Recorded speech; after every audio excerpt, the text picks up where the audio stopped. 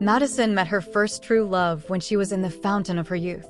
She could not be pulled away from the serenity of the beach. The sand castles, the water sports, the smell of the air, and the sound of the crashing waves all around her invigorated her in ways that she didn't really understand. She was a part of something big, and she felt very small all at the same time. She only knew she felt her most free with her toes in the sand and her face toward the sun. Maybe it's because Madison was born under the sign of Cancer, the leader of the three water signs. She was deep and in constant motion like the sea.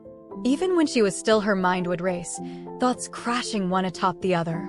She was emotional, like the push and pull of the tide. She was both powerful and sensitive. Tears came easily and often, but they weren't born out of sadness alone. There were many joyful tears as well.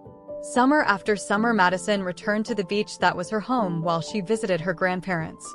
As a child, Madison would build sandcastles on the beach and find amusement at the little fishes that would nibble around her toes among the ocean's shore. As she grew older, however, her focus changed. Now she sought out sea glass and took endless sunset pictures. Some she would frame, and others she would transfer onto canvas with her own capable hands. Initially, she didn't notice him. She was so intently looking at the sea glass, trying to find the right shade of turquoise for the earrings she wanted to make. Jacob sat kitty-corner from her, turning over pieces of glass in his hands, marveling at how smooth the constant beating of the waves had made them. Madison shifted her position slightly. She had been hunched over the pile of glass for longer than she'd realized. She let out a soft gasp when she saw Jacob sitting there. She hadn't heard him approach, and he had not said anything thus far. She wondered how long he had been sitting there with her. "Beautiful," he said, flipping a triangular piece of purple between his thumb and forefinger. "Are you looking for any color in particular?" "A very specific turquoise," she said.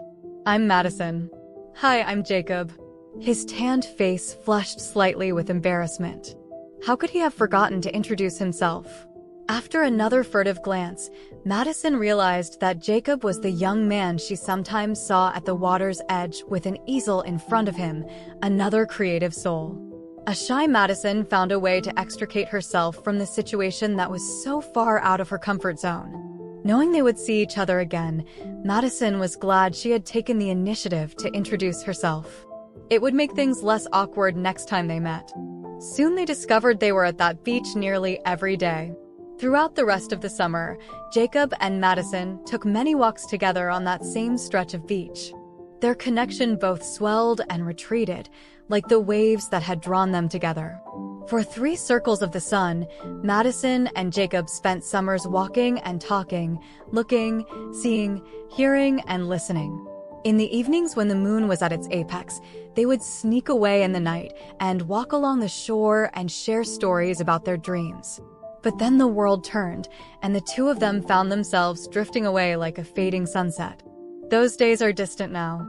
Madison's feet are no longer bare, but neatly pedicured and wrapped in 4-inch heels.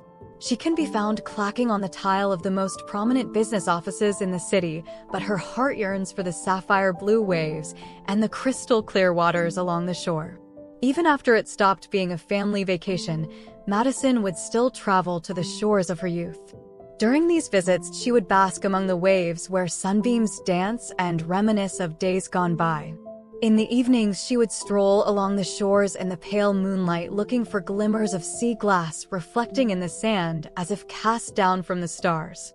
It was on one of these evening walks, when the still waters mirror the heavens above, that Madison found herself lost in a timeless tide of youth-filled memories.